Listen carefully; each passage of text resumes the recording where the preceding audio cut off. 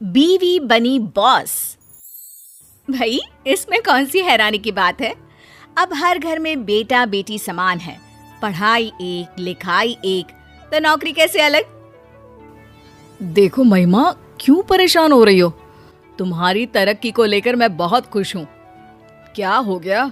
पैसा जो भी है एक ही घर में तो आना है, चाहे तुम्हारी सैलरी से आए या मेरी। क्यों?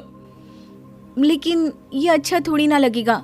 हम पति पत्नी हैं और मैं तुम्हारी बॉस बन जाऊं? नहीं, मैं कहीं और नौकरी देख लेती हूँ। नीरज महिमा को समझाता है। देखो, आज के ज़माने में इस तरह की बातें अच्छी नहीं लगती। हो सकता है कंपनी को मुझसे ज़्यादा काबिलियत तुम्हें दिखी, तो बुरा क्या है? आखिर हो तो तुम भी मेरी ही पसंद ना। फिर क्या, महिमा मान जाती है और जॉब नहीं छोड़ती। लेकिन क्या जैसा दिख रहा है वैसा होता भी है? आइए देखिए। मुझे ऐसा लगता है कि कंपनी का ये गलत फैसला है, इससे कंपनी को नुकसान होगा। हाँ, मुझे भी नीरज की बात सही लग रही है सर। हम लोगों को ये कदम नहीं उठाना चाहिए, नहीं तो कंपनी को भारी नुकसान होगा। ठीक है, तो मैं इस पेपर पर साइन नहीं करता हूँ। रुकिए सर, ये तो सरासर गलत है कि आप डर के मारे किसी नए काम में हाथ ही ना डालें।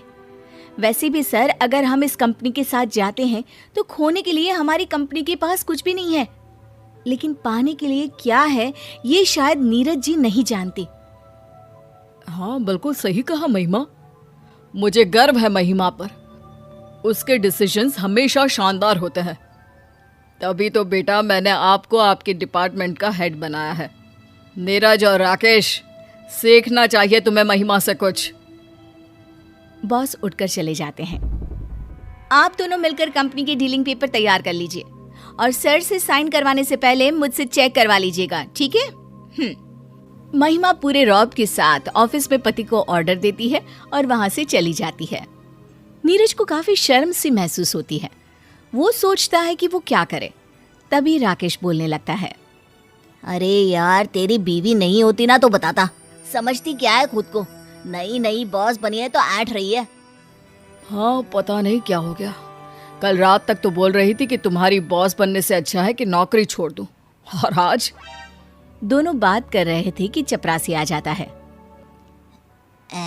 भाई मुश्किल है, बीवी को बॉस देखना। अरे औरत तो रात को घर में खाना बनाकर पति का इंतजार करती ही अच्छी लगती है। फिर क्या, घर पर भी गुलामी और ऑफिस में भी। राकेश और चपरासी तो चले जाते हैं। खड़ा रह जाता है तो नीरज। बात तो सच है। ये क्या बात हुई? आज ही महिमा से बात करनी होगी। शाम को दोनों घर जाते हैं। घर पर उन्हें दिखते हैं महिमा के माता पिता। अरे मम्मी पापा, आप दोनों कैसे आना हुआ? अरे हमने कहा बेटी और दामाद के घर जाकर रह ले थोड़ा। अब कोई ये तो कहने वाला नहीं होगा ना कि दामाद का खा रहे हैं। अरे हम तो शान से बोल सकते हैं कि हमारा दामाद भी हमारी बेटी का। गरिमा माँ को बीच में ही रोक देती है। माँ, मैं भले ही नीरज की सीनियर हूँ, लेकिन फैसला कंपनी में और घर में दोनों जगह ही नीरज का ही चलता है। नीरज महिमा की तरफ हैरानी से देखता है। उसे दिन की वो बात याद आती है, लेकिन क्या करे, सास ससुर जो सामने खड़े थे। अगली सुबह। अरे दामाद जी, जरा आप भी हाथ पांव चला लिया करो। बच्ची है, सुबह से लगी है, काम तो आपसे ज्यादा ही करती है, कमाती भी अच्छा है ना। माँ, मुझे काम करना नहीं आता और महिमा मुझे काम करने भी नहीं देती। भाई महिमा की माँ, सीखो महिमा से। पति कम कमाता है फिर भी काम करना नहीं देती। एक तुम हो, सारा दिन घर पर पड़ी रहती हो, लेकिन फिर भी मैं घर का सारा काम करता हूँ। दोनों मियाँ बीवी ऑफिस पहुंच जाते हैं। थोड़ी देर काम करने के बाद नीरज को महिमा कैबिन में बुलाती है। कैबिन में कोई नहीं होता। यस माय डार्लिंग, क्या बात है? मन नहीं लग रहा है क्या पति के बिना? महिमा को गुस्सा आ जाता है। वो एक फाइल उठाकर नीरज के सामने टेबल पर फेंक देती है। क्या है नीरज, हर वक्त मजाक अच्छा नहीं लगता। मैंने कल कहा था ना कि फाइल चेक करवा लेना। अब बताओ कौन लेगा जिम्मेदारी? अरे कैसी बात कर रही हो? फाइल तो मैंने खुद तैयार की थी और मेरी फाइल तुम देखो। देखो ये सही नहीं है, फाइल में कमी हो ही नहीं सकती। अच्छा, तो फिर गलती कैसे हो गई? माना मैं तुम्हारी वाइफ हूँ घर पर, लेकिन यहाँ नहीं। यहाँ हम काम करने आते हैं और हमारा मकसद सिर्फ कंपनी का फायदा है, समझे? अरे तो मैंने कब कंपनी का नुकसान कर दिया? मैं सिर्फ ये बोल रहा हूँ कि फाइल मैंने बनाई थी और मैंने। महिमा को लगता है कि नीरज के आत्मसम्मान को ठेस लग रही है। वो चुप हो जाती है। दोनों रात में घर आते हैं, जहाँ महिमा की माँ उसे चाय और पानी देती है। नीरज, ये लो चाय। तुम्हारी कहाँ है? वो उसी की है जो तुम्हारे हाथ में है। तुम्हारे लिए तो मैंने बनाई नहीं है, नहीं चाय। क्यों माँ, नीरज के लिए क्यों चाय नहीं है? अरे बेटा, दूध कम था, 1 कप लायक ही दूध था, तो क्या करती बोलो? तो आपको वो कप नीरज को देना चाहिए था माँ। अरे कैसी बात कर रही है बेटी, सारा दिन कड़ी मेहनत तू करती है, ज्यादा पैसा तू लाती है। अब यही चाय तेरी बड़ी बहन के घर बनी होती तो मैं तेरे जीजू को देती, क्योंकि करती ही क्या है तेरी बड़ी बहन, घर पर ही तो सारा दिन पड़ी रहती है। नीरज महिमा की तरफ देखता है और महिमा माँ से कहती है, फिर तो माँ, मेरे घर पर चाय का हक सिर्फ नीरज का ही है। अरे वो कैसे? कमाती तू ज्यादा है, ओहदा तेरा बड़ा है, फिर क्यों? क्योंकि माँ, ये चाय नीरज को ही देनी चाहिए।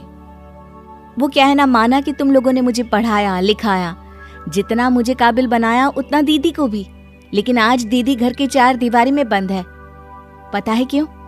हाँ, वो तेरा जीजा है ना, घर के काम में उलझा कर रख दिया है उसको। फिर सास भी तेज, बहू घर से बाहर निकले ही ना।